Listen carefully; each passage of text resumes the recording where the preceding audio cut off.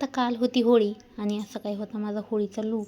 आणि असा काही रिवाज आहे म्हणे, होळीच्या दिवशी जेव्हा आपण पूजा करतो तेव्हा थोडे गहू घेऊन त्या होळीच्या समोर ठेवले जातात आणि ते नंतर एका उकळीमध्ये भिजवले जातात आणि त्यापासून घाटी बनवली जाते, जी की शिमग्याला घातली जाते, म्हणजे धुलीवंदनाच्या दिवशी पाडव्याच्या 15 दिवस अगोदर. आता याबद्दल मला माझ्या आईनं सांगितलं होतं, मग त्यामुळे मीही पूजेच्या वेळी थोडे गहू ठेवले होते आणि त्यानंतर भिजत घातले रात्री उकळीमध्ये आणि सकाळी त्यापासून अशी घाटी बनवलेली होती. आता हे रिवाज लहान बाळासाठी, म्हणजे जे 6 महिन्याच्या अलीकडचे बाळ आहेत तहाने, त्यांच्यासाठी आहे आणि हे पाडव्याच्या 15 दिवस अगोदर केला जातो.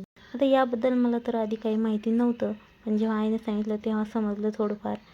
तुम्हाला याबद्दल काही माहिती होतं का? मला तर काहीच माहिती नव्हतं, पण असो, असतं काही ठिकाणचा असा रिवाज.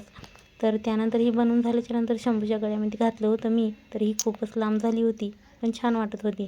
त्यानंतर ह्यांनी होळीसाठी कलर आणि असे काही बलून आणले होते. ते आणल्याच पिऊचं फुगवायचं चालू होतं, त्यामध्ये पाणी भरून घेतलं तिनं. त्यानंतर सकाळी उठल्याच्यानंतर लहान मुलांची होळी सुरू झालेली होती.